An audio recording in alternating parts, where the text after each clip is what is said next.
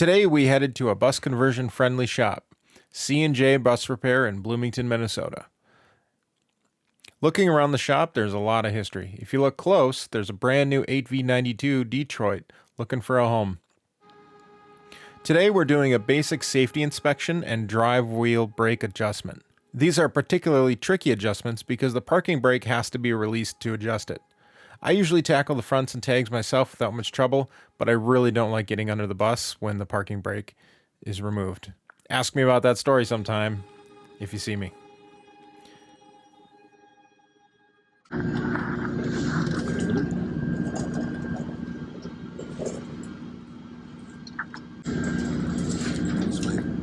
that guy's still leaking some there. Now, one of these, I think it's actually this side is the one you're able to move it. Yep. Okay. There was a time when I could not move it. And that was Phil and I actually were able to get that loosened up, freed up eventually. I took some time to just look around at the mechanicals while I had this great vantage point. And then this one, I think in particular, it's wearing in or something a little bit. I just changed the liners I think it was in the fall. And I don't think they perfectly matched the drum. Yeah.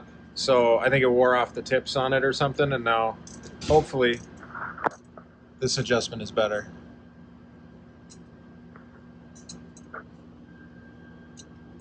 Okay. Were they very far out? This one was farther out. Okay. Well, that makes sense because I should have, when I had it up on blocks and all the tires off, I should adjust it at the same time. Turns out we got some broken tag axle air chambers, so we're going to be fixing those soon. No. Yeah, it's broken side. Oh, okay. All right. So there's no sense in adjusting that. Yeah, I agree. Well, I've been driving for a long time that way. I recently put on some used tires and been noticing some odd wear, Yeah, I wonder if and decided to ask about So it. they were used when you bought it from Jason? Yeah, I bought them. They're obviously not. So I wonder if that was not a steer axle at one point in its life somewhere then? Could have been. It just looked like, I don't know, it looked like maybe it was getting freshly worn off there a little bit. Or, yeah, I got a TPMS on it, and it's... If you're running them flat, both outside edges would be, so it's not that. Okay. Yeah, I think they're at like 120, 115. Radius rods are... Yeah. horrible. Oh, they're not horrible? I was thinking those were bad. I was planning on... I mean, they're not great, but they're not... I've got one somewhere that's like squishing out, but I did the fronts this summer. I had a really bad shimmy all throughout it, and it ended up being the drive tires. They were way out of round and just horrible.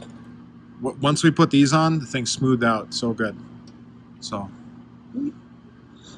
and then this, what do you think about this leak here on the rear or whatever?